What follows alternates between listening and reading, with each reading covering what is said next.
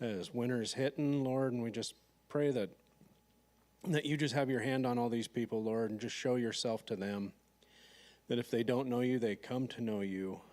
And Lord, we do just thank you for all these volunteers that are just stepping up. And so, Lord, we just ask that you just bless this evening. We love you and praise you. In Jesus' name, amen. Thank you, Billy. So what I want to start with is a warning. This is my legal disclaimer. This is so near to my heart that my emotions are going to be near the surface several occasions tonight. But what I want to start with is how it came to pass that I wound up in eastern Tennessee and western North Carolina. About a week and a half before I made the decision to go, I was spending time with the Lord, and I asked him, I prayed that dangerous prayer. I said, break my heart with what breaks yours. And the social media platform TikTok, I'd had it for a long time, but I hadn't been on it for a few months. And so for some reason, well, let me back up. I was standing in the credit union on September the 27th and was watching news report on the monitor there behind the tellers, flooding in downtown Asheville, the River Arts District, or the Arts District by the river, however they put it. And I thought, oh, that's pretty tough. That's going to be rough on some people. And then I prayed that prayer.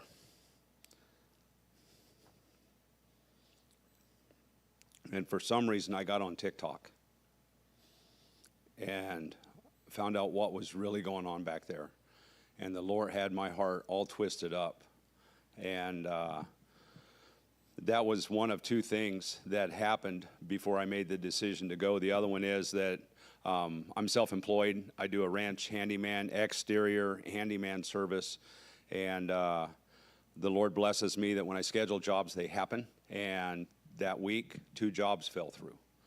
And so I'm sitting in my truck going, Lord, what do you want me to do? What's going on here? And I got back on TikTok and watched some more videos of the flooding situation back there, the hurricane devastation. And all of a sudden, I just said, I have no reason to say no. I have no reason to tell the Lord I can't go help. That was on a Friday. Wednesday night at 10 o'clock, I was rolling out of Emmett, headed towards eastern Tennessee and North Carolina. And so I want to start off with describing exactly weather-wise what happened. If you all remember Hurricane Katrina, and Hurricane Katrina caused a lot of damage and was a big deal. Can I get the first? Oh, that one's out of order. There we go. This is the, I'll step over here a little bit so everybody can see, but this is the damage area from Hurricane Katrina.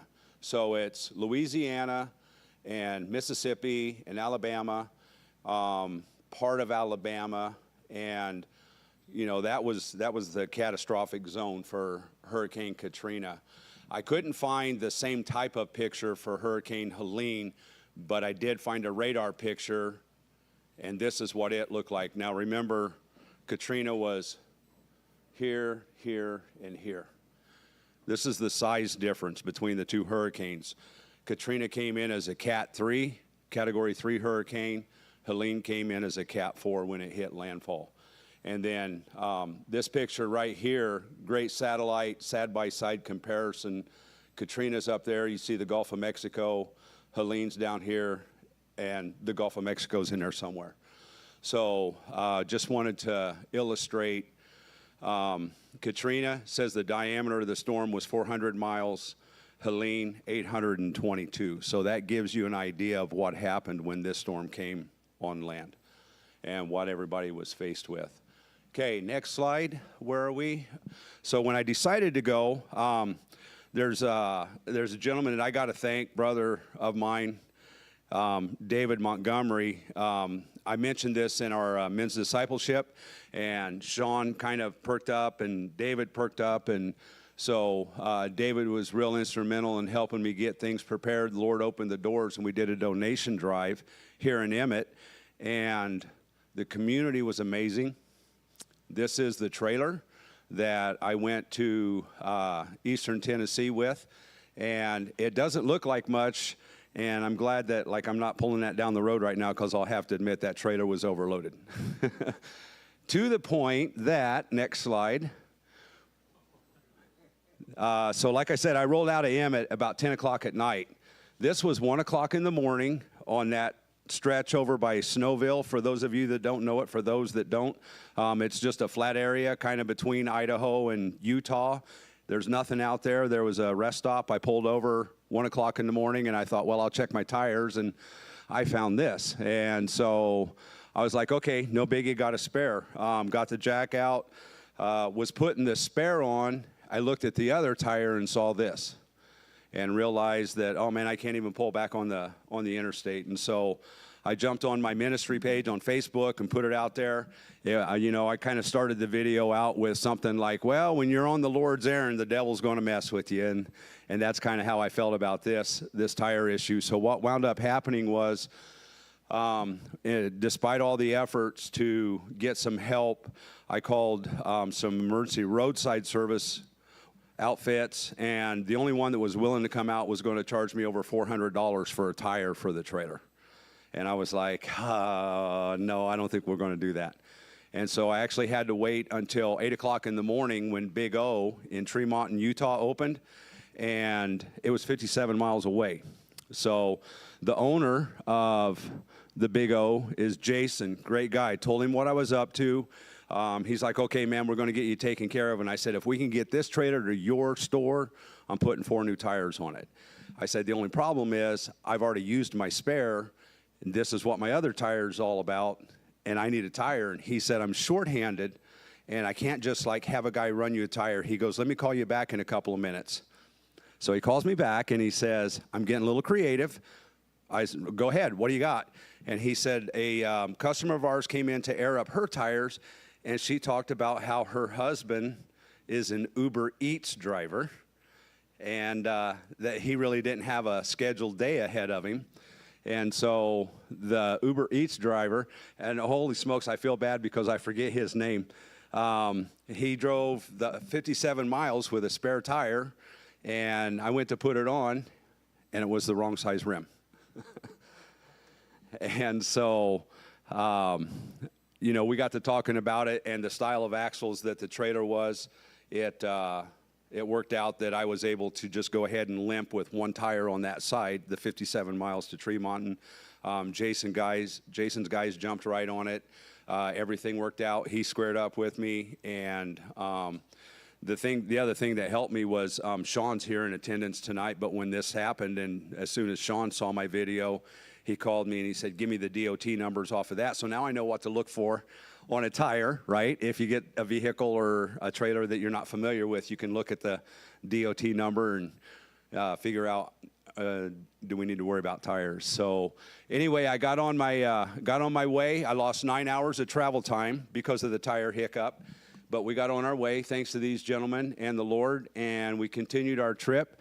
And then I arrived in, I did 3.5 days of driving on 7.5 hours of sleep, and arrived at the warehouse in Johnson City, Tennessee.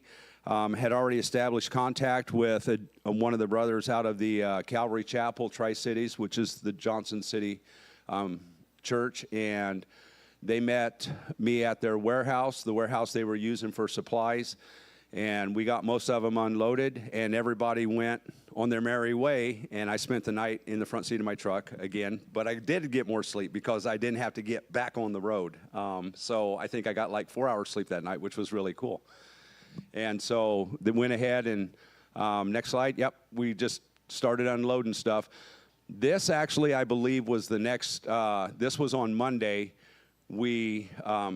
Dan Gaither Cole was, he was the one that was kind of organizing, running supplies into North Carolina from Johnson City. And it was really cool. Dan and I, we hit it off. I made so many friends over there, and the Lord just blessed me to run into wonderful people. And Dan's explaining it to me. He says, when we go over there, he said, we'll get off of Interstate 26, and then, the roads get like this and up the mountain, and there's a spot that's washed out, and I have the video of that, or the picture of that here in a second. He goes, I hope you're okay with that. And I go, roads like this? I go, yeah, it's like Elk hunting in Idaho. I'm okay with that. So it was pretty cool. And we loaded up 3 pickups, and there's Dan's truck right there. And then the next picture, my truck, we actually threw some more stuff on my truck. And there's another picture of Dan's truck, I believe, right there. And we took off, and the other gentleman showed up after, right at the tail end of it, so we got him loaded up. And we took off for a little community called Sioux, North Carolina, spelled like the Indian name, S-I-O-U-X. And let's see what the next picture is, Billy. Oh, okay. So that was on Monday that we ran up there with the 3 trucks. And it was really neat because we went up and we dropped off the supplies, and we were told, hey, go down as far as you can to the river and see what's happened down there. And so we got down there, and there'll be a picture of this bridge in here in a minute. The bridge was fine. Big, heavy-duty concrete bridge. The problem was the river washed the ends of the bridge out, and so they were in the process of repairing that when I got there. The second day, I called Gina. She lived in Sioux, and I believe her father, Gary, was one of the deacons at the church there.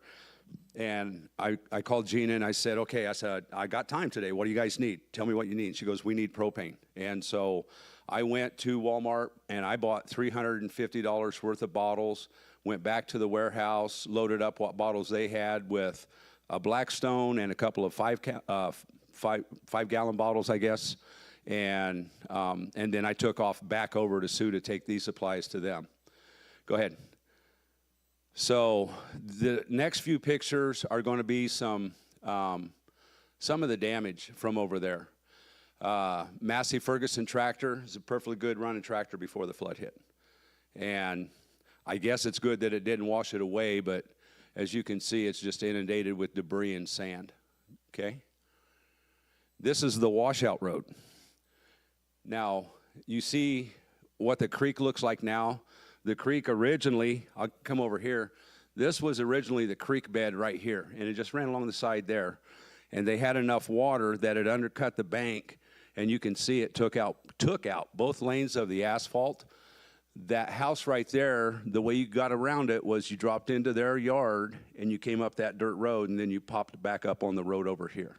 And so that was the only way into that community on this road. There was another spot between this and the interstate that was just one lane washed out, just one lane, So next picture, Billy.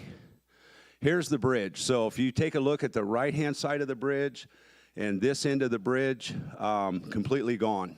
Just the way that water works when it hits something and it starts to swirl is just absolutely amazing. And there's actually a crew right here. I talked to these guys. Their boss actually wanted to hire me because I know how to weld. These guys were rebuilding the bridge, and they said that it would take they said 6 months, but they were working pretty hard, and these guys are good. So I don't think it would take 6 months to get that bridge back up and running. So there was a road, and there was part of the community on the other side of the river. So right there next to the bridge, they had a spot where you could go through the river in a pickup truck, and that spot would come up past the bottom of your doors on a pickup truck. Then further down towards past where I was standing for that picture, there was another spot you could ford across the river, and it wasn't quite so deep. They said that was the best spot to go through, and then another one further upstream from there. I pulled into the middle one, the one they said was the best, and I had my video camera going. And I'm driving down to the river, and I'm looking at it, and I can't see the bottom. And I thought, you know what? Lord, I didn't come here to be somebody's problem. I came here to help. So I backed up and chickened out. And if I'd have had a reason to go across the river, I would have done it. But just to see what it was like, I wasn't there for sightseeing and adventure. So next picture.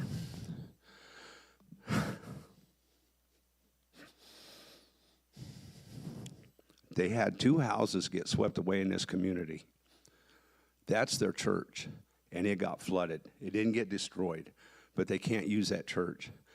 And when I was there on Monday, Dan and the brother in the other truck had left, and I stopped and I talked with them for a while. And Gary says, "You ought to come to church with us Sunday."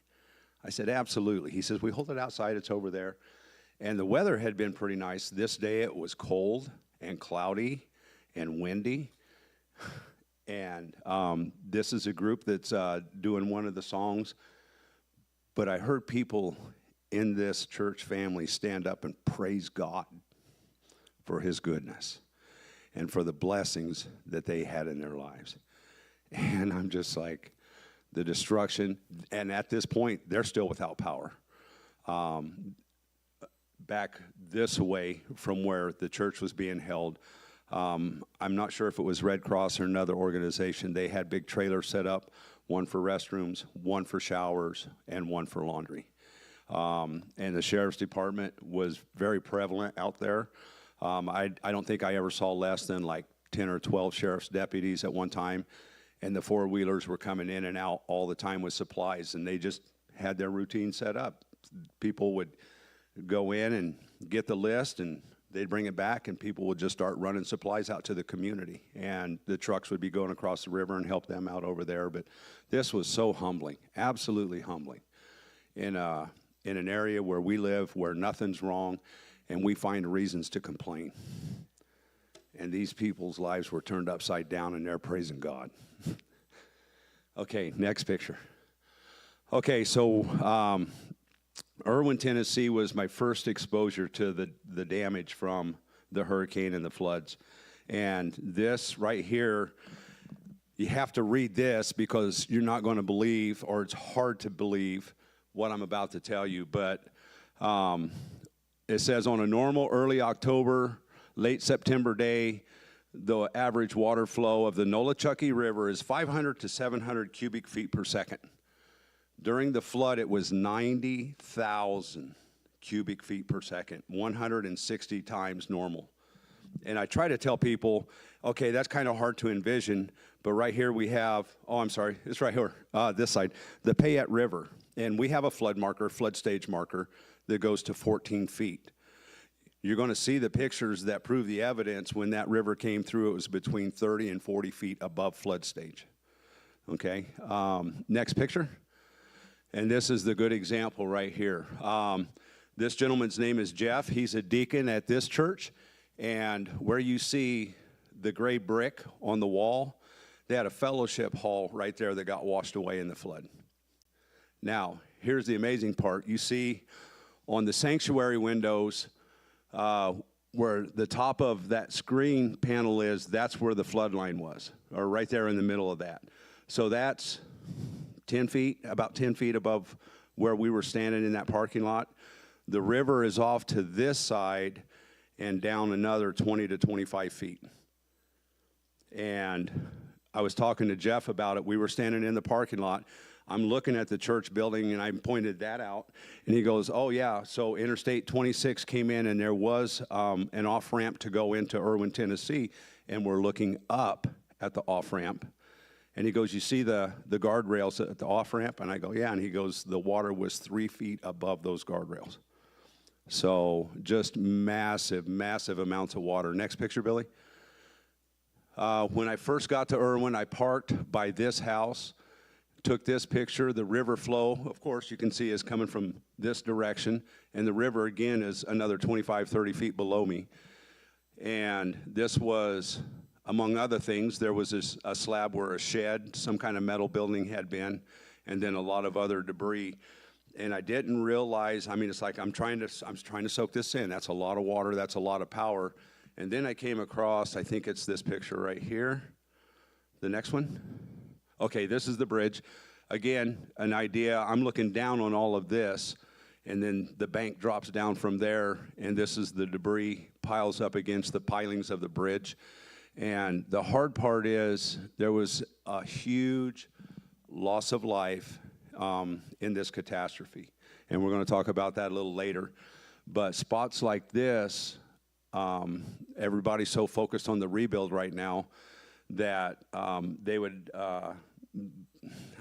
not sure when they're going to get to these debris piles. to see if there's somebody in them. So, next picture. This is the one. I walk her. This is from the house that was two pictures earlier. I don't know if you can make that out, but when I saw this, my jaw hit the ground. This is a riding lawnmower pushed through a concrete block wall of a basement for that house. And if that doesn't illustrate the power of the flood, yeah, there's way more pictures, but that was probably the first boom. It's right there, and it's like, holy smokes, there was a lot of power, a lot of water. Okay, next picture. Now, this is the Nolichucky River. It seemed like it was pretty normal flow, not much wider than our Payette River that runs through Emmett here, but that far shoreline, and it really affected both shorelines in this spot of the river. That shoreline used to be grass and trees all the way up to water's edge. And it's hard to tell in this picture, but from water's edge to where the sand and the rock now stop is at least 100 yards. Next picture. Same deal there. You can kind of see how the trees used to come out, and just in certain spots it just wiped everything out, and that's where the big debris piles come from. This right here is a sidewalk that getting ready to illustrate the damage that happened to the bank I was standing on, but that's a sidewalk, and everything washed out, and it just dropped. There was a bridge that had run across there, okay? Just another picture of how far back the sand goes. And in some spots it dropped extra sand. See how that looks like it kind of comes up pretty high. I know that there's a spot further down. It was at the church where I was talking with Jeff, and he was pointing out some things on the river, and the river went way out and then made a bend back in, and there was a campground right here.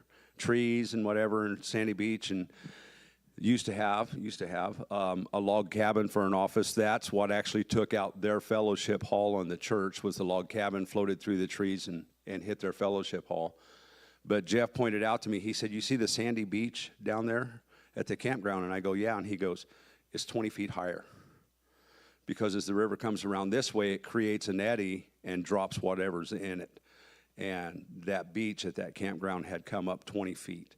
And so therein lies another problem with the search and recovery, is that a lot of these victims are under 10, 15, 20 feet of silt.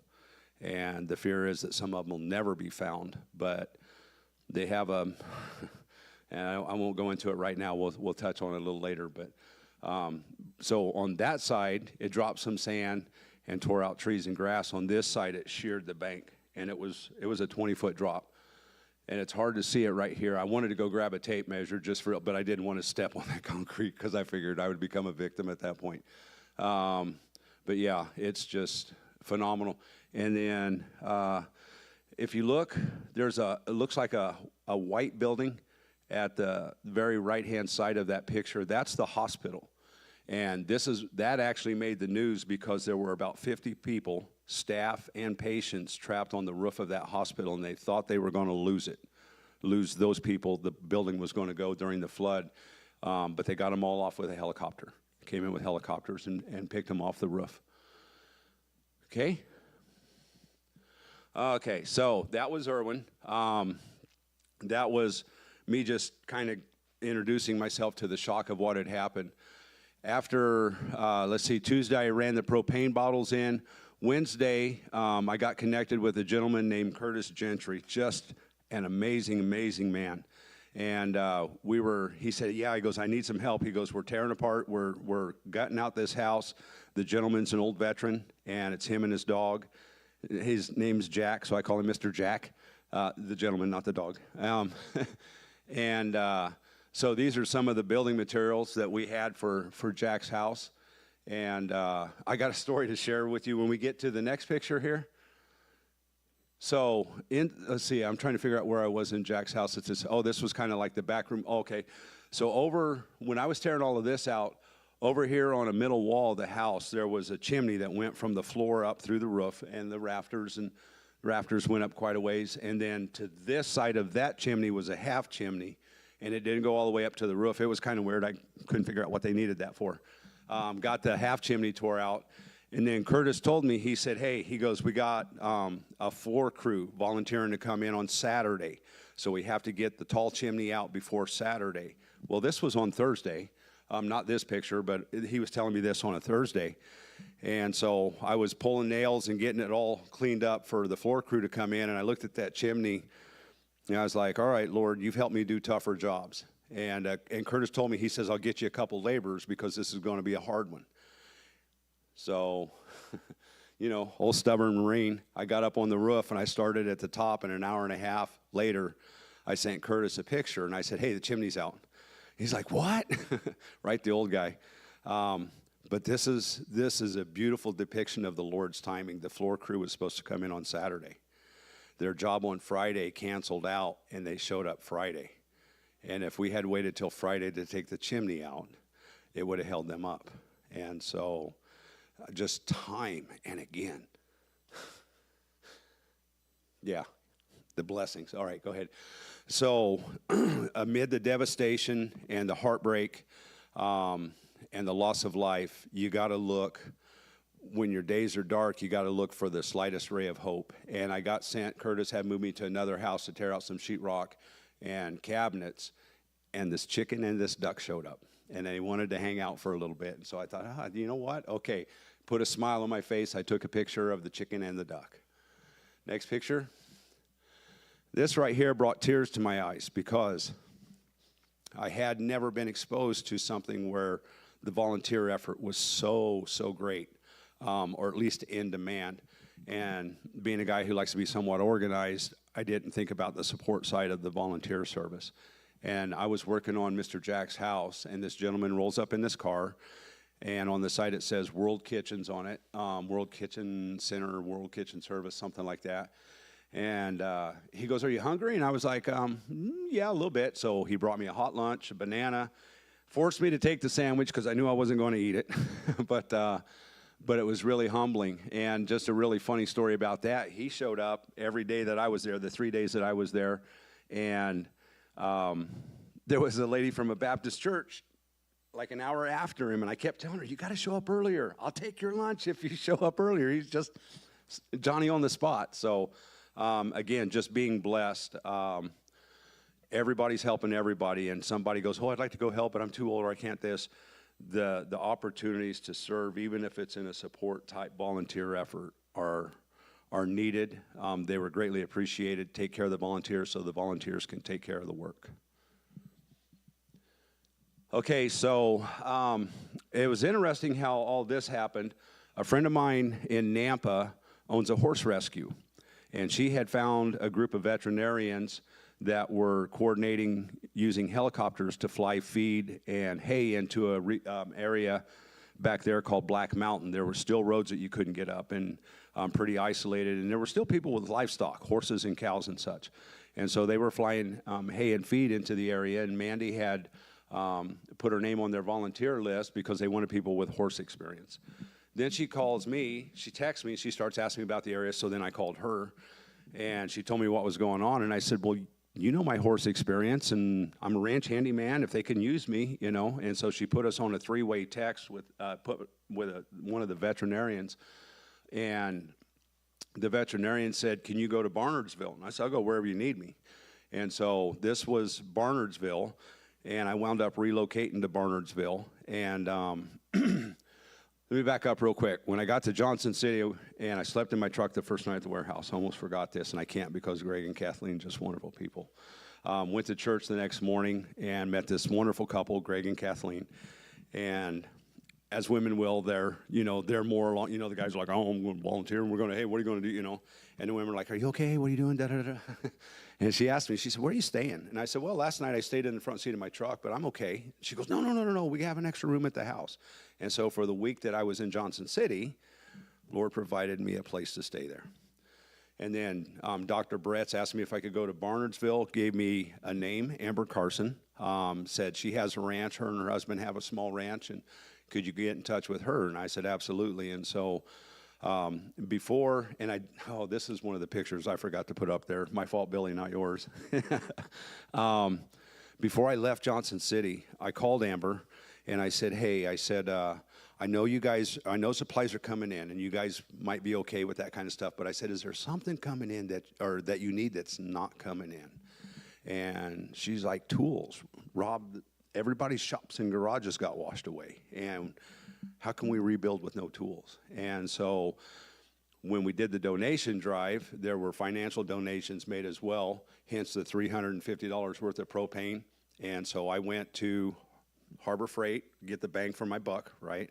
And we dropped $1,900 in new tools at Harbor Freight. I walked in, and this was in Johnson City before I left for Barnardsville. I walked in, I told them, I said, I'm dropping a chunk of change. I want every discount you got.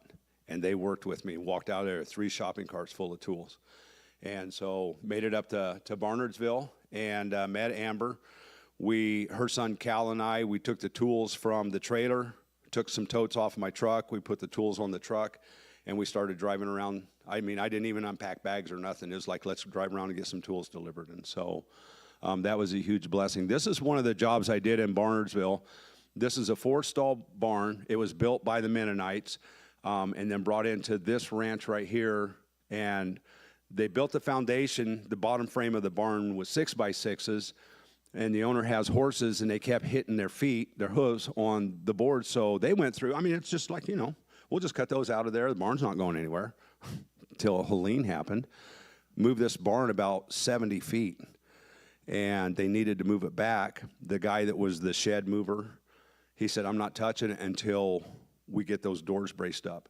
And so the next picture, she went and she picked up 4x6s. And I went to each of the doors, had to clean out some mud and stuff, and then I went to each of the doors and braced them up with 6x6s so that way they would move the barn. Okay, next picture. This is just, for a while I saw this one every day just because of the area we were working in. It just shows the destruction. There's clothes in there, there's trees in there, there's a car in there, of course, and I got a better picture of it, but that house is dislodged from its foundation. Billy, you want to go ahead and go to the next, see what we have here? Oh, yeah, that other picture will come up here in a minute. So this picture and the next picture, this was a fully restored, beautiful, bright red, shiny classic car, and we were trying to identify it. Somebody said it may have been a Skylark, or whatever. There's a certain kind of Ford car that's like pricey. This guy apparently had 2 cars, and this is where the flood dropped it, all dirty and destroyed and covered up with stuff. Okay, next one. Oh yeah, this is a Husqvarna riding mower. Anybody want to use mower? We saw this all over the place. It was lawnmowers and farm equipment and vehicles, trucks, and yeah. Just the destruction. The D&D Cafe. So this was pretty cool. I don't know if you've ever seen any movies from down south, but there's always it's not a watering hole, it's not a bar, it's a cafe, but you go in the mornings and there's 4 locals over here, and it's got a raised seating area, and there's some locals up there, and the southern accents just flowing, and hey, Bill, how you doing? And it's just, I enjoyed it. I was born and raised in Indiana, and this was just like kind of going home, this little cafe, and the conversations the guys would have, and man, they just, normally you walk into a place like that and the locals would be like, oh, tourists, but in this situation, because I didn't have the southern accent, they were happy to see me walk in the door because they knew that I was there to volunteer. Great place. I recommend it if you guys ever make it to Barnardsville, North Carolina. Great food. So this gentleman right here, when I got to Barnardsville, it's a tourist area, and so a lot of their economy is based off the tourism industry. And when I got there to Amber and Dave's ranch, Amber told me, she said, so we have a little cabin that we rent out as an Airbnb. There's no longer a bridge to it. You have to drive through the creek, but that's where you'll be staying. I was like, okay. And then the second day, she said, there's a guy named Joe coming in, and he'll take the other room in the cabin. I was like, okay. This gentleman and I, we talk to each other every day on the phone. Last night we talked till 1:30 in the morning. He's a brother to me, this guy, and he is a master with that Mini X. You'll see a picture here in a little while of a 32-inch red oak log that, I think that one was, we cut it to like 9 or 10 feet, huge log. And Joe just, and this particular deal right here, we were clearing debris piles out of a creek, and he was just getting down in there. And if we could cut it big enough for him to pick it up, he would figure out how to get it out of the creek. You can see the pile that's already started up there. This stump, they had to bring in bigger excavators to get out, but he tried. You can see all the scar marks. He tried. Bless his heart. Great guy, great guy. He's from Missouri. Here's the picture of that, the one earlier. That house is dislodged, and it's condemned now.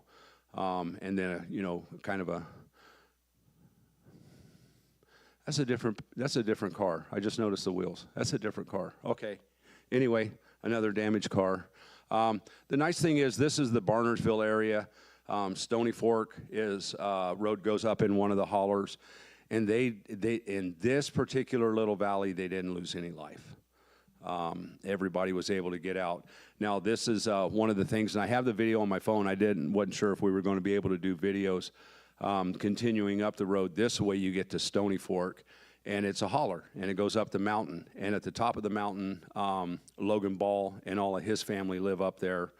And that was the first stop when we were dropping off tools. But on the video I have, Logan sent me, they're on the top of a mountain, and the creek right now, you can jump a couple of stones and not get your feet wet.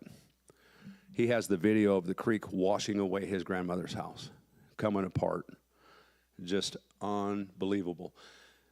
Depending on where you were, the hardest hit regions got somewhere between 30 and 40 inches of rain in 3 days.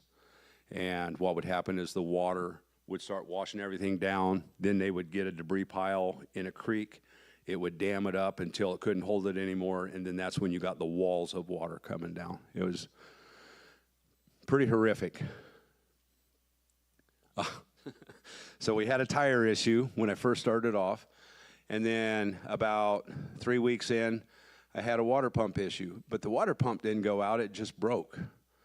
And if you know me, I tell people I are a welder, I are not a mechanic, and everybody was out working, and I was actually supposed to be making a run. I think we were headed to go cut some trees and clean up debris piles, and I realized my truck temperature gauge wasn't running right, and so I jumped out, and I thought maybe it just needs antifreeze, and I'm pouring antifreeze in and pouring and pouring. I'm like, this is taking a lot of antifreeze.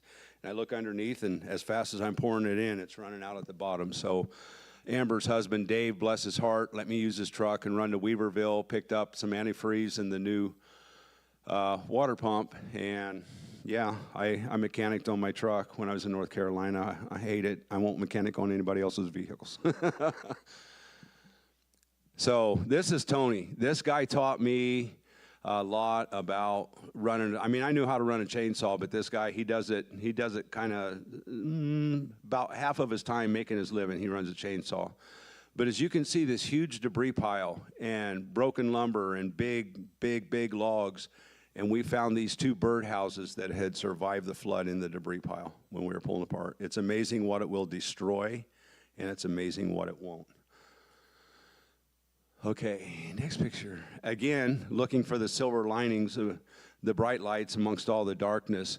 Amber had 3 horses, and if you know me, I'm a horse guy. So they had apples sitting out there, and I'm like, yep, I'm going to spoil some ponies. And so I just decided I'd get a picture of them. Love scratching on horses, so that's a real pretty appy right there. So this house right here, I had been in Barnersville for 2 weeks, maybe a little more. And this house is right off the Barnersville Highway, so there's got to be 2,000 vehicles drive up and down that every day. And we're coming back from clearing some big logs out, and I look over and I see this, and I'm like, now you can see the tree's kind of the same color as the house. I'm like, there's a tree on that house, right? Duh, it's a hurricane area. So I whipped a U-turn, and I came back, and I went up and I talked to the gentleman, Vincent, great guy, just a wonderful human being. And I said, sir, you have a tree on your house. And he goes, I do have a tree on my house. Have you called for help to get rid of that? And he said, my roof is not leaking, and there's people in worse need than me, so I wasn't going to call for help right now. told him, I said, I'll be back tomorrow. And so when I came back, pulled out the chainsaw, as you can see right here, this power line and this power line, the limbs were laying on it. It had pulled his conduit off of the house, but he still had power. So very delicately, I got in there and started limbing it, and took all of the limbs off of the power lines, and then I just started cutting. I made a couple of big debris piles or limb piles over here off what would be the left. And as you see it right now, you couldn't get up the hill to where everything was going on. And so I went through and cleared everything, and I was by myself on this one, so I didn't take on anything that was sketchy. So got it cleared off, and then there's a picture from the top, I think, with the tree on it. Yeah, this is, his house is in there somewhere. This is a massive, massive walnut tree. And as you can tell, this picture's taken from up on the hill because we're even with the roof on the second story. So you have 1, 2, 3 huge trunks of that tree that are going towards the house. Next picture. Okay, another picture from the house. Oh, back up. So you can see this is all cleared out now. This is where the power line was down here, and I had cleared this all out so that you could get up there. Tim Burleson, I'll introduce you to Tim here towards the end of the presentation. I called Tim and I said, hey, I need you to come look at this. This one's pretty hairy. And he came out, we climbed up, he's looking at it, and guy's an ace with a chainsaw, and he's like, well, he goes, I'm giving your number to a tree guy. We're going to have a real professional come out and look at this. And so the tree guy came out, and he was like there for 2 minutes, and he goes, not without a crane, because the house wasn't damaged. And you can't go in there without supporting the tree and try to get it off the house without damaging the house further. And so I went around, knocked on the door, talked to Vincent, and I said, all right, buddy, I said, here's the deal. Because he had told me that this was on a Wednesday. He had told me that his insurance adjuster was coming out on Saturday. I said, you need to specifically mention the word crane, because they're not going to touch it without it. And if they try, they'll damage your house more. Now, this was probably about midway into my time there. So probably 3.5 weeks there, 3 weeks or so before I left. And just, what's today, Sunday? So I think it was Thursday, I messaged Vincent. And I said, hey, buddy, I said, what's going on with the tree on your house? And he sent me the picture, and it's just a stump up on the hill. The tree's gone. The insurance is paid for the tree removal. They're going to pay for his house to get fixed, the minor damage to the roof. But he was like, I'm so grateful for you. You and the other guy that came out, and you cleared all those limbs and made it easier for those guys. And man, he's going on and on. And I'm like, I didn't do that much. I saw your house with a tree on it, and then we got the ball rolling, but I really felt like it. But that's just how grateful these people are for the volunteers that roll in. Okay, next picture. So the picture of Joe on the excavator, this is what the creek looked like after we got it cleared out. Okay, the big stumps over here from the trees that he couldn't move. But when we started on this was the first debris pile. There was another debris pile the same size, about 20 feet behind that one. And in the second one was a 250-gallon propane tank lodged down in the debris. The main road, Barnardsville Highway, is over here, so there's a bridge of the creek to get across and get into that side of it where you see the gator sitting. And the bridge was still there, kind of. The one abutment had been washed out pretty good. The other one was a little weird, and there were sinkholes in the asphalt itself. And when we started working on getting that, first thing we did is we called the fire department. They came out, looked at the propane tank, and they said, okay, the valve's busted off of the young guy climbed down in the debris pile and goes, oh, the valve's busted off. Or he goes, there's not much in here, if anything. And so then Tony, the gentleman that was in the picture with me holding the birdhouse, Tony's like, by the way, when I say, in North Carolina, they call me Tater. So just because I'm from Idaho. And so Tony's like, hey, Tater, get your truck and drive across the bridge and come over here and we'll pull this propane tank out. Okay, so you want me to drive across a bridge that looks like it's ready to cave and then you want me to go over there, and we could still smell propane, and you want me to hook up to it and pull it out with my truck. Why aren't we using anybody else's truck? So I really had some serious conversation, heart-to-heart conversation with the Lord, driving across the bridge and pulling the propane tank out, but we got both things done, and no excitement, praise God. Next picture. Okay, so this is the main part of Barnard. Well, this is on Dillingham Road, one of the main thoroughfares for the Barnardsville Highway, Barnardsville itself. Now, this house had moved back over here was the slab foundation, and it had moved that far, and it looks like it's where it's supposed to be, right? Because you see the shrubs. Well, those shrubs were for a driveway going in. They weren't for the house that was there. And the flood moved the house hard enough that if you look, you can see a snap power pole. It did it enough. There was enough force that it snapped a power pole that's still laying on the house. The good news, praise God, is that they determined that that house could be moved back to its original spot and be saved. So we didn't lose that one.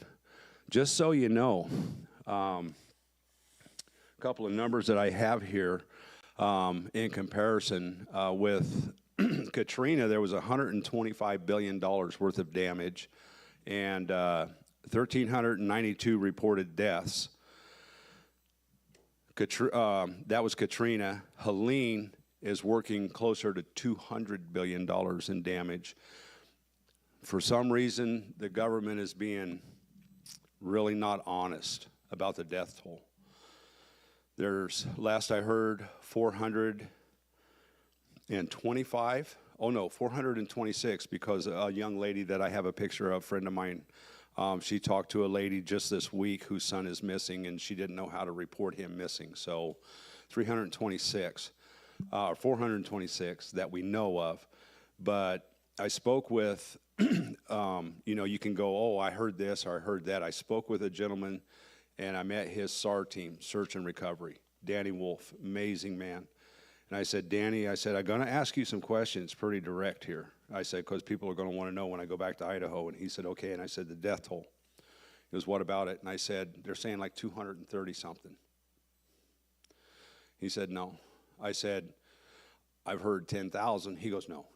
He goes, it's not that high, but it's in the thousands, right? Meaning more than 2,000. So it's just, and the problem they're having is Asheville along the river, there was, I think, more than one large homeless community. And when this flood came through, you barely had time. I mean, people would say, I saw it coming, and then it was here, you know.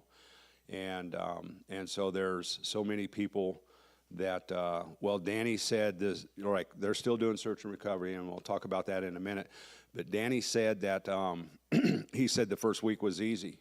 There's a body. Oh, there's a body in the tree, you know, and it wasn't that big of a deal. Now they're actually having to search debris piles, silt deposits and stuff like that.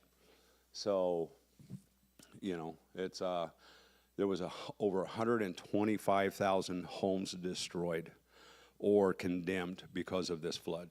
So that just illustrates the magnitude of what happened here. Okay, Billy? This is the debris pile we started working on. Yeah, so this is the first one, and it's just, you can see, so there's some metal roofing, there's some clothes, there's some lumber.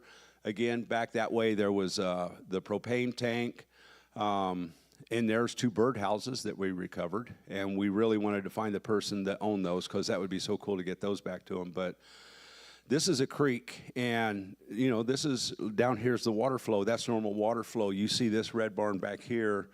Behind this red barn is one that's collapsed, and that creek at peak flood stage took out 180 big round bales of hay, because that's what they feed their livestock back there. Okay, Billy, next picture. There's Joe again, my hero. I think that's when he had actually broke a hydraulic fitting in this, on this job, and so no, I don't think that's when it happened, because his blade's still up and level. It was on his blade, but yeah, that guy just, he went down, cut away to get into the creek, and about where he's at is, no, a little bit further, is where the tops of the trees were for the trees that were laid this way. And then if you remember that first stump in the picture, and then it just goes past there. So, yeah. There's Tony again. Funny guy. That guy knows a little bit about everything.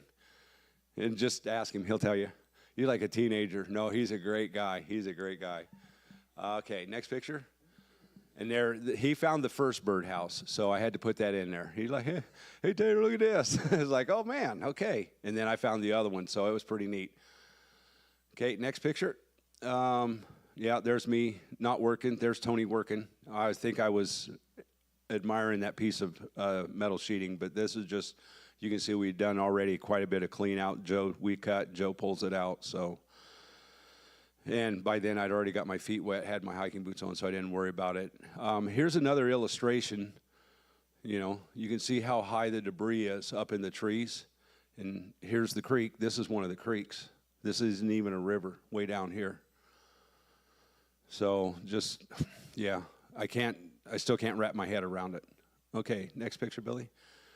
Okay, so when we went out to deliver tools, Cal and I, when I first got to Barnardsville, he said, okay, let's go up this way. We're going to go up Stony Fork. And we passed this, and I was just like, oh, my gosh. Well, you know, and we're on the road. Sitting over here is a house that belonged to Cody Ball, his cousin, I think. Cody was his cousin.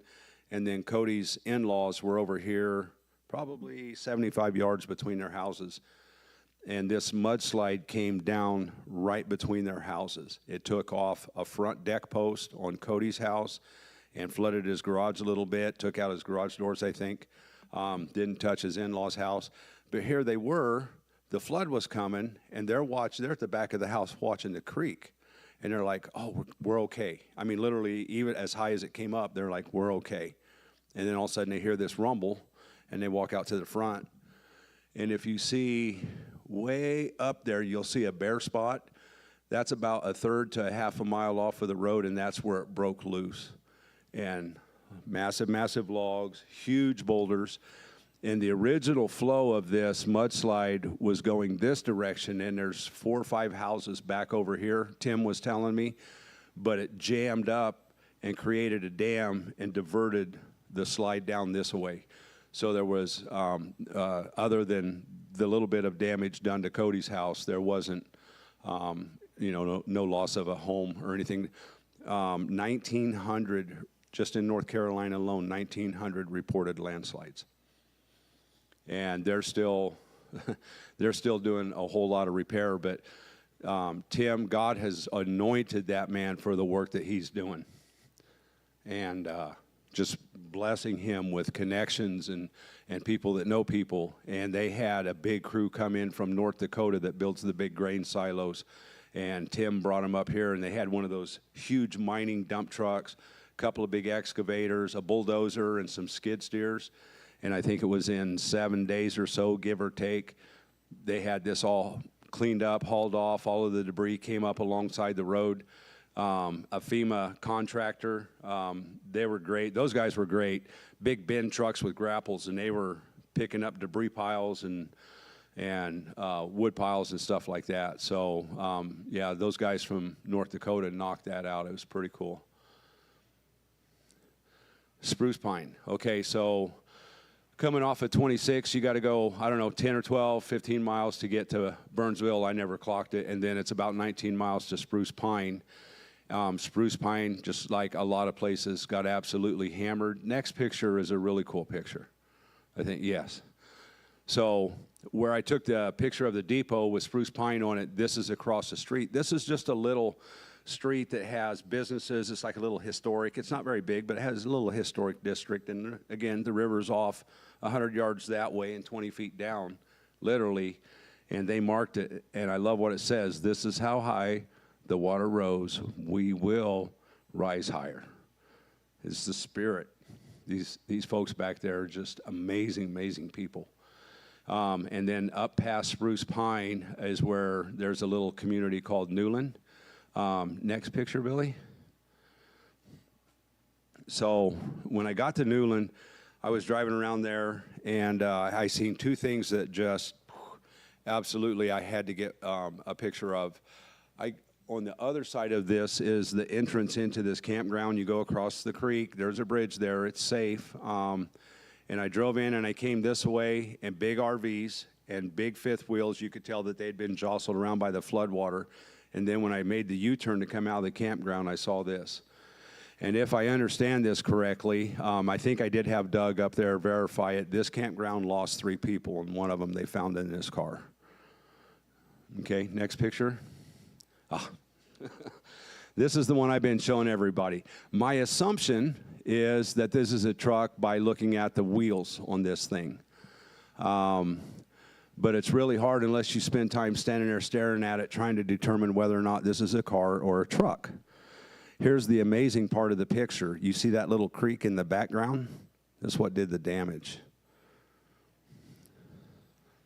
And as far as I know, there was nobody in this vehicle. So, okay, go ahead. This is a massive, massive tank. So this is Micaville, and there's a business here. These next few pictures will show this, but this is just, there's the creek right there. See the little creek? And all of this damage was, I mean, it stretched all the way across the highway there. This one came down, yeah, this one comes down off of 80, next to 80, and damage all up that way and debris and stuff, but this tank is absolutely huge. Go ahead. So in Micaville, this one's going to make me smile, probably make me cry too. I was working really close with a guy named David, and I got a picture of David, me and David in here, great guy. David had a list of things that people were calling in, hey, I need this, hey, I need that.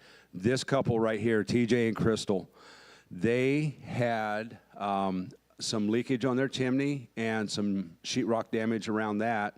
And so a guy named Mike came up from Charlotte for the weekend to help. And he and I went over and tackled this. And Mike's the sheetrock expert. I went up and took care of the chimney stuff. Next picture. And this is the stuff that we pulled out of their attic. Black mold was getting, had already started to form, so that would have been a serious health issue for this family. But we caught it in time. We got it down. And we got there. Go ahead, Billy. We got there. And this is TJ and Crystal. So I share just a little bit about them. TJ is a disabled vet, and just real cool. And Mike and I spent probably 3 or 4 hours in their home. We had to run to Marion to get the stuff to do the repair when we got back, and we were working. And it's just, we got along so well. And there was a post put up after I had gotten back, and Crystal had said something about, y'all, we Appalachians love you or whatever. I can't remember, Crystal, if you're watching, I can't remember what you said, but I told her, I said, if I ever become an adopted Appalachian son, I said, I'll be a happy man. And she said, you're already family. And so, yeah, just wonderful, wonderful people. Okay, next picture.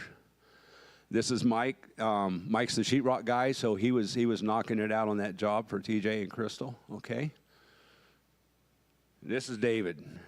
David Hyatt, Big David from Salisbury. David, if you're watching, I remembered. I didn't say Charlotte. Me and this guy. Once Tim got us hooked up. This man knows how to take care of people. He's still back there right now. He only lives 2 hours, I think, roughly, from the stricken area. And this man's doing great work getting campers in. We did some work. There was a family that donated a hunting ranch that's on a mountainside. And the objective there was to get it set up for volunteers to come in and stay and try to get it so if they have a good experience when they come up the first time, they'll come back and volunteer again. And so we were setting up yurts, hot tents, we call them. And David and I ran around and looked at jobs together, and we did some tree cutting together. And so just a great guy, loves the Lord.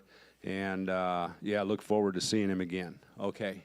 And that's what they look like. They got a little wood stove. They're like 16, just a little bit bigger than 16. But when they put the first one up, I got there at the tail end of it, and you walk inside that. If the sun's shining, it's like 10 degrees warmer in there. The problem is we don't have enough of those for the people back there right now. Okay, next picture. is Andrea. She's funny. She's sick. She looks like she might be under the influence of something. It's just the wrong time to take the picture. But this woman right here, this young lady, she calls me Uncle Tater. And she, if you're not a vampire and the sun goes down, don't try to keep up with her. It's like when the sun goes down, she fires up, and she's just go, go, go, go. And so she's a fireman. She's a member of a search and rescue team, and she's doing a lot of contacts. She's working with a church back there. People are coming in. They need this. They need that. You know, and Andrea, she's like all over the place. But you have to be. You go help somebody. If you get them a trailer, you get them some supplies here today. You might be an hour this way tomorrow. You know. And so that's our main focus right now, is making sure that they have supplies. There's guys that are taking care of campers and shelters and such like that. But Andrea is just a great gal. She's doing what she knows how to do, and she's doing a good job of it. And just blessed to be able to call her a friend. Okay. Oh, this is that business in Micahville that had the big tank laying over there. This is the debris. They're starting to clean it up with the mini excavator and the skid steers. So there was a lot of it there. Next picture. Another picture of that. You can see how there's the mini X. There's the debris pile. So, yeah. And then another picture of that tank, and just kind of from that angle. This truck was caught in the flood, and the water was over the highway right there at this point. I believe this is a low spot, comes down the hill. So, you know, some places you'd find damage on both sides, even though, you know, the creek might be over on this side. Okay, so this was pretty interesting. This was at a address up on Chimney Ridge. And I have to be careful how I say that, because I'll talk about Chimney Rock here in a minute. But this is a red oak tree, and this one's about 24 inches in diameter. And it snapped the wind was so strong, it snapped this one 15 feet off of the ground. Next picture, it snapped this one 20 feet off of the ground. And so for this lady right here, Miss Judy, 80 years old, and just active gal. And Joe and I were up there. We were cutting. He was using the excavator to move stuff out of the way and pile it up for her. Miss Judy's out there with her electric chainsaw, and the blade is shorter than, well, probably about the size of this microphone. And Joe's right there running the machine, and she's right there. And finally I said, Miss Judy, I said, you're an amazing lady, but for the sake of your safety and our productivity, she goes, you want me to leave? And I was like, no, ma'am, I don't want you to leave, but could you go stand over there? Just a great lady. And everybody we met, you know, it was just that kind of a deal there. You know, just great people. So this is a 32-inch red oak that came down. The whole tree came down. This one was just up the driveway from Miss Judy's house. And the whole root ball pulled out of the ground, took out a minor damage to a house, but took out about a half of a glass blowing shop. And so Tony and I and Joe were up there, and we'd cut pieces, and Joe'd pull them out. But, you know, it's just red oak. That's heavy stuff. Joe was moving it around with his mini axe. But, yeah, the trees weren't small sometimes that came down. Okay, next picture. Okay, so this is up off of Green Mountain. This is the Tow River, and this is the Tow River at peak flood stage. Another wonderful couple, Cody and Vanessa, and their son Adrian. They live up this holler. This is Vanessa's grandmother's house at peak flood stage. Can you see the backhoe back there? When I was there, they hadn't quite got torn into the backhoe yet to see if they could get it running again. But just look how wide across. And look how green. Right now, even during the flood, look how green. Next picture. That's what it looks like now. Praise God. Vanessa's grandmother's house didn't get washed away. But you can tell where the brick and stuff is that it probably got pretty close. But, yeah, this is just all down the river like this. It looks like this. Cody and Vanessa was really cool. And another family that's just near and dear to my heart back there. We were, they live way up at the top of the holler, and David and I, when we met them, we drove up there, and they were talking about, Cody was talking about how they had 2 chainsaws, but they were waiting for parts from Amazon to fix the one. and my chainsaw wasn't running at the time. And I looked at Cody and I said, you know how to fix chainsaws? And he goes, yeah, kind of. I walked to my truck and I grabbed my saw. I had an 18-inch saw. And I told him, I said, you get this running, it's yours. Oh, no, I'll get it running, I'll give it back to you. I said, if you're going to give it back to me, I'm not coming back. I said, it's yours. Well, okay, so he messaged me that night and he said, yeah, it was just a tune on the carbs and it's running. I said, good, don't let it work you too hard. And him and Vanessa's a horse girl, had horses all her life, and so Cody and Adrian are into motorcycles, and Vanessa's like, Tater, need to move back out here. I need to have somebody ride horses with. So, you know, it's just the friendships and just how solid when people realize you're there because you care. Okay, next picture. So David and I, this was the same day, and this was before we got out to Green Mountain. And we're driving along, look at the river, and I told David, I said, stop right here if you would, please. I said, I want to climb down there and stand by that root ball for reference on just how big that thing is. I'm not quite 6 feet, but I'm pretty sure that root ball is every bit of 20. And that is a little girl's shirt that I found in the debris that I'm holding up. Just because you find an article of clothing doesn't mean it's a terrible, situation, but I just found it interesting that, here's this little girl's shirt. But, yeah, a massive root ball like that. And this river just moved it like it was nothing. Okay, Billy? So this is one of the ones that really blew me away as to how powerful this flood was. This is over by Red Hill. We were up on the highway driving. I looked over. Joe's in the passenger seat. We went to look at some work clearing out a creek. And I saw something that caught my eye. So we pulled over, and we're up on this hill. And I told him, I said, I got to go get this. And so I walked down the hill through the trees, and over here, the railroad track is okay. There was an excavator working.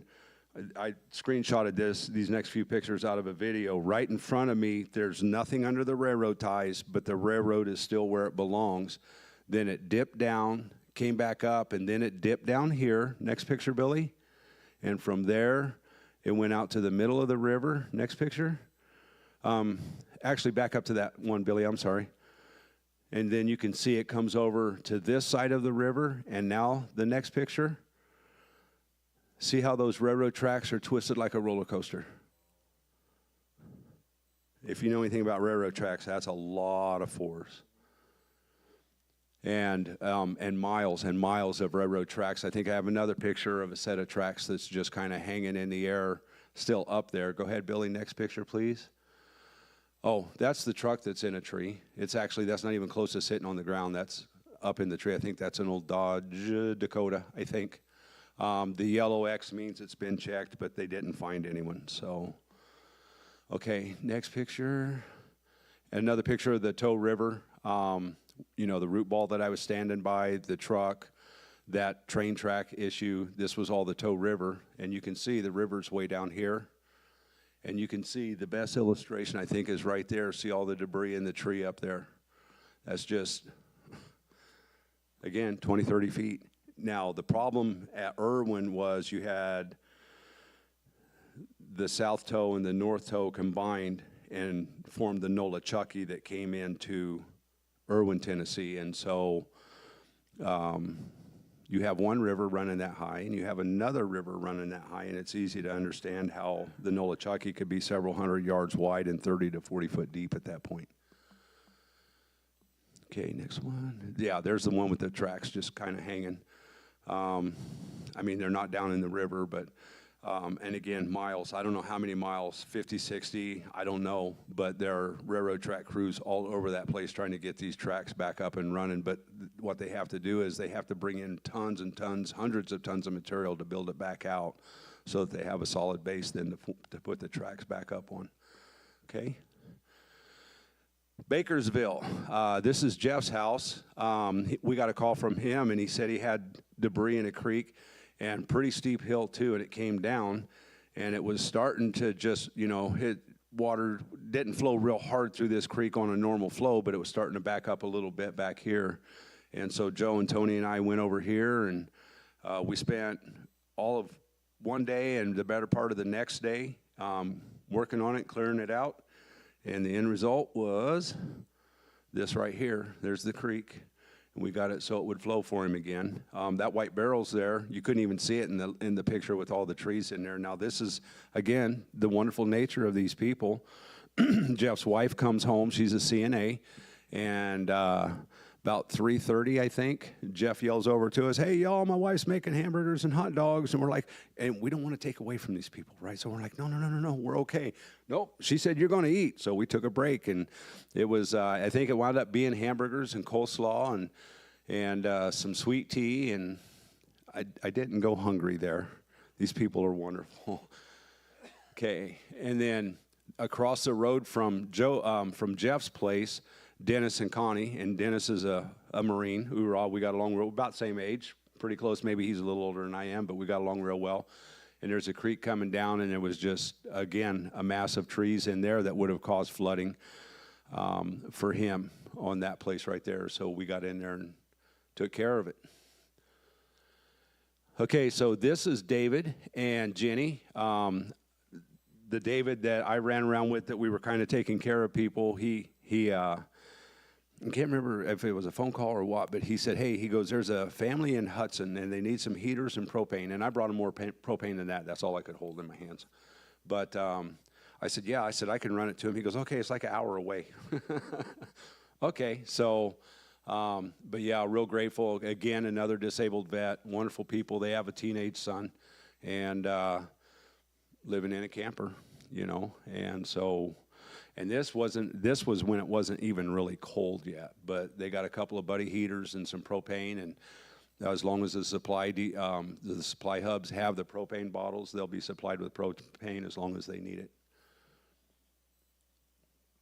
Okay, and I think this was pretty much the last job that I did. I worked with a young man named Evan and a young lady named Sarah. Sarah was from Texas. Evan, I'm not sure where Evan was from. He's kind of from all over. But this house right here, 3 big trees that were laying on an upper deck over here. The stairs are smashed. You'll see a picture of that, a couple of pictures of that here in a minute. Actually, I think this is part of the stairs over here, if you can see it. Anyway, we rolled up. Next picture, Billy. In the driveway. This is pretty much, it took up, like there's a garage in the house and the deck, and the trees came out, and they only had one spot on this little driveway down a hill to park. So we got both of our rigs in there, and we pulled out chainsaws and we started going at it. Okay. And this is how far it came out. We had already taken quite a bit of brush out of there when this picture was taken. And then we got it to this point. These are the 3 trees up on the deck. You can tell there's quite a bit of damage there, but we got it to this point. Of course, there's damage. So what this did is, you see this little stub wall. Well, it's a hill. It drops straight off about 4 feet or so behind that wall, and then it's just a real steep hill down. And so we were just cutting logs and letting them roll just to get it off of this, and the homeowner could move forward with getting the repairs done. We did find out. We went in there, and the 3 of us took care of this with chainsaws. And Evan messaged the homeowner and sent her pictures and said, hey, the trees are gone. She messaged him back and said I had scheduled with a tree company that was bringing in a crane. They said they needed a crane to do this job. I was like, yeah, Evan, you rock.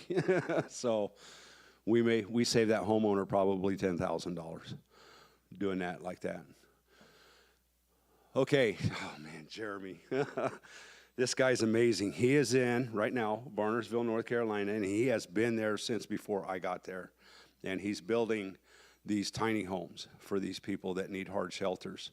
This man goes at it from, I don't know, Jeremy, what time you get up? 8, 9 o'clock in the morning to like 10, 11 o'clock at night, out there with his headlamp. And people will come in for the weekend and help him build, or a group will come in, 3 or 4 people, and help him during the week.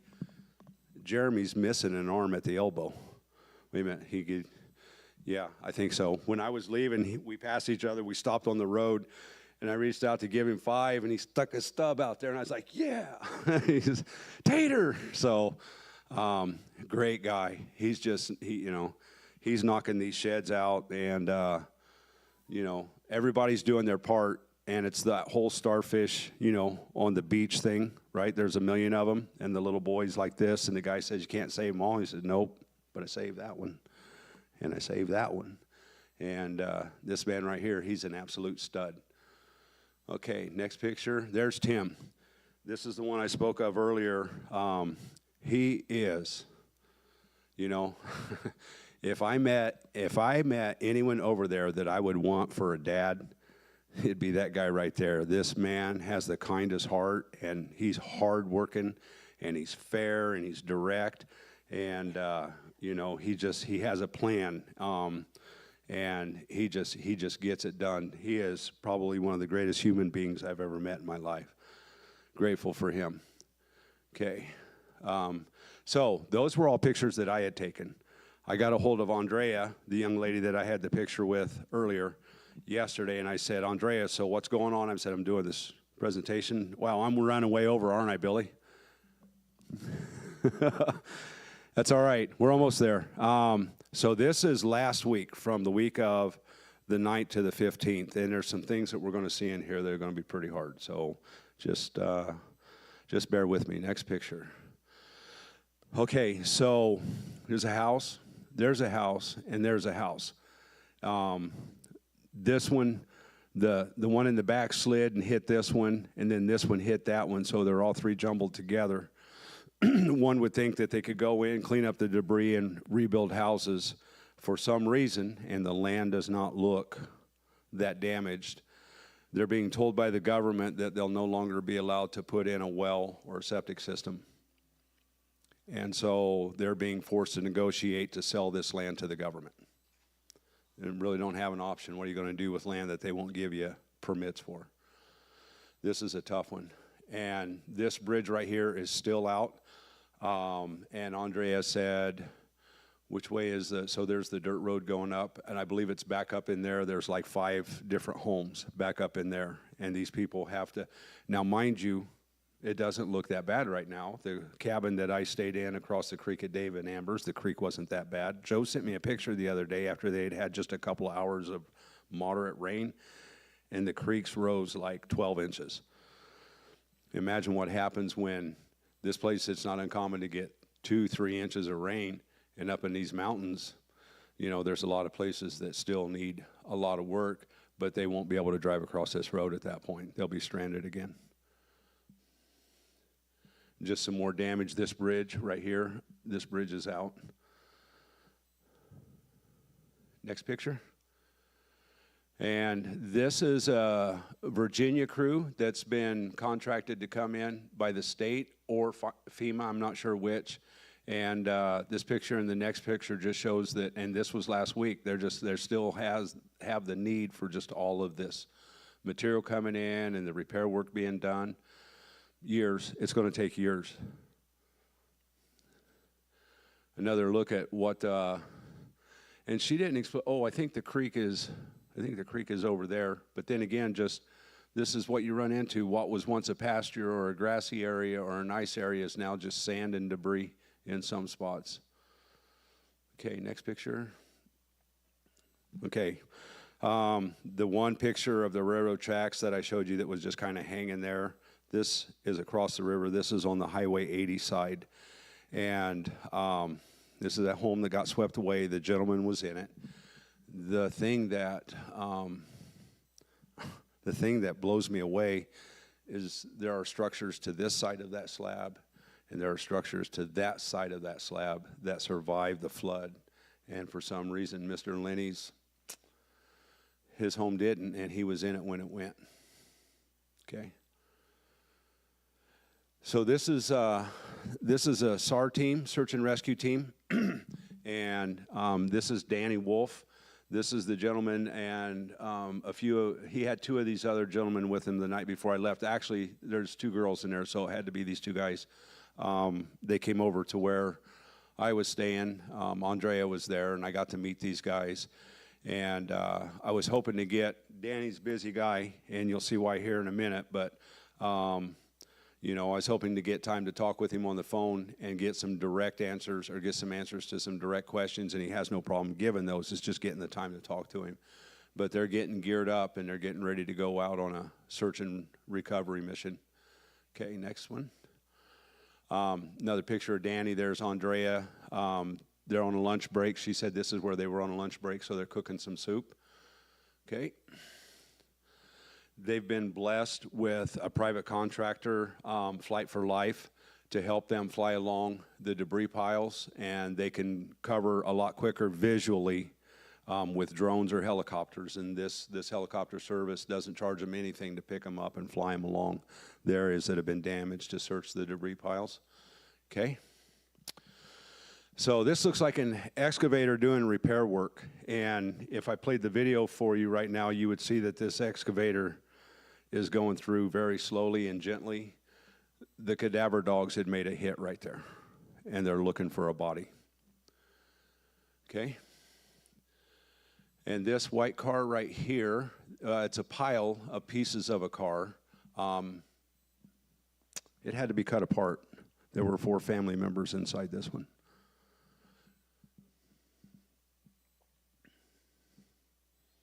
And they're still finding bodies. Okay. So this one's this one's tough to talk about. Stephen and Elena Ayers, 4 children. Their house got swept away. The children are fine. They found Steve 30 miles downstream in Tennessee. They have yet to find Elena. And the 2 pictures of the SAR team, the one where they're taking lunch and the one where they're getting up, they were on the search for Elena that day, trying to locate her. But this home, wonderful people, volunteers, craftsmen, all kinds of craftsmen, electricians, plumbers, carpenters, and then the people that are donating the material, they're coming in and they're building a new home for the 4 kids. Okay, next picture. Okay, so we're at the end of it. This picture was posted on one of the local Facebook pages back there. And they said, a picture's worth 1,000 words. And I wanted to close with this one. And just take a minute and think to yourself, what's going through her mind? The thing I found interesting, and I don't think it was something that somebody built, but there's a cross right there. And I don't know if she's kneeling in the sand because of the cross, or you can see that there's a little ridge of debris between her and the person taking the picture, if she had a loved one located right there, or she's just overwhelmed by the magnitude of life being turned upside down. So, it's just what goes through their mind. Okay, so I wanted to, holy smokes, I'm long-winded. So the need is still huge. On Tim's end, diesel fuel, big equipment, operators, and not just Tim's end. The SAR teams they're getting hits in debris piles, so they need equipment to search debris piles, pick them apart very gently, maybe dig in a silt deposit. Wintertime's coming on. This past week, they lost, I can't remember if it's 4 or 5 children to hypothermia. So not only do they have the deaths from the initial disaster, because they're in the mountains in tents, like I said earlier, 125,000 homes, more than, destroyed or condemned that they can't live in. And with all of the trailers, camp trailers, people are just donating camp trailers. And those and the tiny homes and stuff, if they've gotten 2,000 of those placed, I think they're doing pretty good. I don't know that the number's that high. 125,000 families that are displaced. And so I just wanted to do this so people understand the magnitude not only of what happened, but what is still happening. This is going to be years. And my heart is for these people. After the first of the year, my plan is to pack up everything I own and return to North Carolina indefinitely. And I'm looking to go back there not only to use these to help, but I want to go back there, and when somebody says, we need some propane, we need some heaters, we need a piece of equipment, I want to be able to do that, but I want to be able to do that and make it beneficial for both parties involved, the donors and the recipients. And so Calvary Chapel has been gracious enough to form in their giving fund North Carolina Relief Effort. You can give online, and You get the benefits of the tax break for those donations. And nothing else. Keep these people in your prayers. They're going to need it for a long, long time. Anyway, thank you very much.